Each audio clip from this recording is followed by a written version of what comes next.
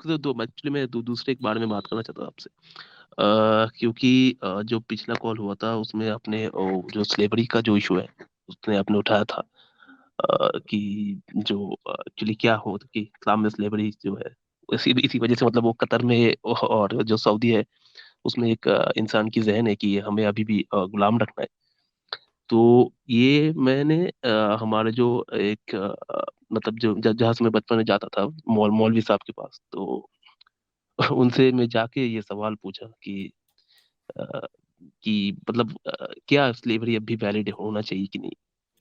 तो उन्होंने मुझे एक मजेदार जवाब दिया कि मतलब मैंने एक्सपेक्ट नहीं किया था।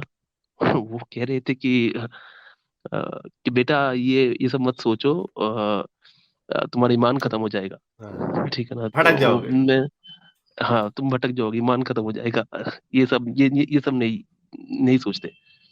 तो मैंने ये बात एक्सपेक्ट नहीं की थी। तो मैं जमात इस्लामी हिंद का इधर एक सीनियर मेंबर है, तो मैंने इनसे जाके वो बात पूछी। तो उनका तो मतलब और ही एक अलग ही लेवल है। तो वो कह रहा है कि यह माल गनीमत है, वो ये सब इसके लिए वैलिड है।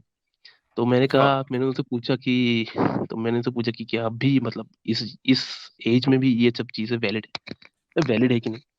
तो उन्होंने उन्होंने कहा कि बेटा तुम शैतान के बहकावे में आ रहे हो। ठीक है ना, तुम किसको सुनते हो आजकल, मतलब सोशल मीडिया में ये सब में आजकल मतलब गलत लोगों को सुनने लगेगा, मतलब ऐसे ही मतलब बचकानी बातें क्यों कर रहे हो। तो मैंने कहा कि बचकानी बातें नहीं, एक्चुअली बात ये है कि हारिस भाई मैं ये बात आपसे मतलब आपसे करना नहीं चाहता था, but I had no choice. मैं एक्चुअली मतलब वो ये इतने सीनियर मेंबर है जमात इस्लामी हिंद के, तो उनसे मैंने कुछ लॉजिकल एक्सप्लेनेशन एक्सपेक्ट किया था। हम्म, बट वो जो जवाब दे रहे हैं वो तो मतलब सेटिस्फैक्टरी है ही नहीं, उल्टा मतलब मतलब क्या कहूँ।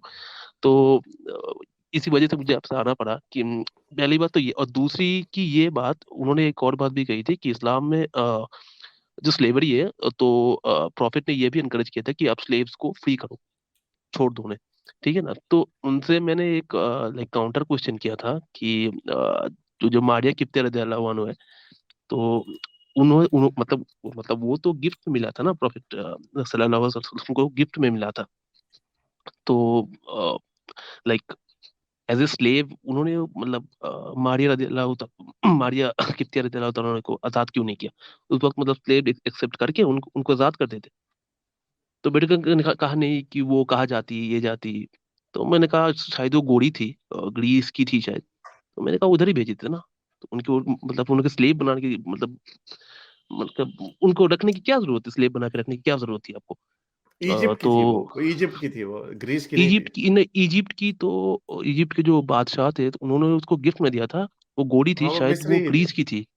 ग्रीस का तो मैंने कहीं नहीं पढ़ा, लेकिन चलें जहाँ की भी थी। अच्छा, चलें। अच्छा। ये आप तो फिर क्या, चलें, अच्छा हुआ। तो यानी वो भाग गए, कोई जवाब नहीं था उनके पास। नहीं नहीं, जवाब तो कुछ नहीं था, बस ऐसे ही मतलब बातें घुमा फिराते बोलते रहे थे। तो चलें। यही बात है। तो मैंने ठीक है कि छोड़ दिया उनको बात को। मैं भी खुद से ही इस बात का रिसर्च करने की कोशिश करो कि मैं एक्चुअली ये बात आपसे करता नहीं, ये बात इसलिए की कि क्योंकि मतलब मुझे उधर सेटिस्फेक्टरी एक्सप्लेनेशन तो मिला नहीं, और ये तो मतलब बचकानी बातें कर रहे। और आपने जैसे कहा था ठीक है मतलब मैं आपकी बात से कुछ खास एग्री करता नहीं।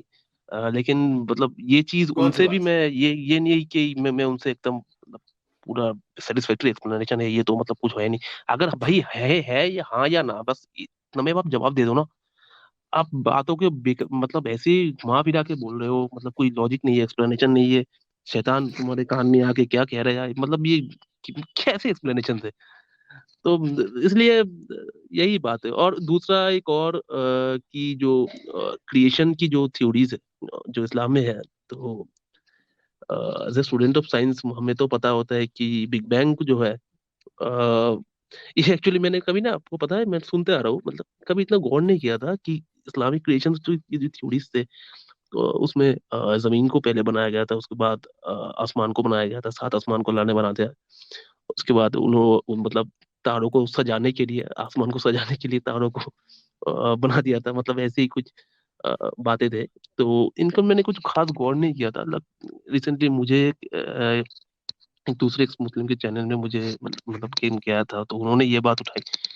तो तब मैंने जाके थोड़ा पढ़ा तो हाँ, तो भाई ये तो सही है। तो बिग बैंग के हिसाब से तो वो तो एक सिंगुलैरिटी पॉइंट में था, जो कि उसके बाद एक्सपेंशन हो रहा है। तो उसमें अब जमीन मतलब पहले कहाँ से आ गया। तो ये बात भी मैंने उनसे पूछी, तो वो भी मतलब घुमा फिरा के ऐसी ये वो ऐसे रिप्लाई कर रहे। तो यही बात है। तो अभी तक मुझे इसका कोई खास सेटिस्फैक्टरी एक्सप्लेनेशन मिला नहीं है। चले, है ही नहीं इसका कोई एक्सप्लेनेशन, सही है। इसका एक्सप्लेनेशन नहीं है, इसकी सिर्फ ये कहानियां हैं, इन्होंने बनाई हुई है बातें। तो चले, बहुत शुक्रिया आने का, थैंक यू। ठीक है, थैंक यू हारिस भाई। मेरे इस नेक काम को जारी रखने के लिए मुझे पेपैल या पेट्रियन पे जरूर सपोर्ट कीजिए, ताकि मैं अपना पैगाम ज़्यादा से ज़्यादा लोगों तक पहुंचा सकूं।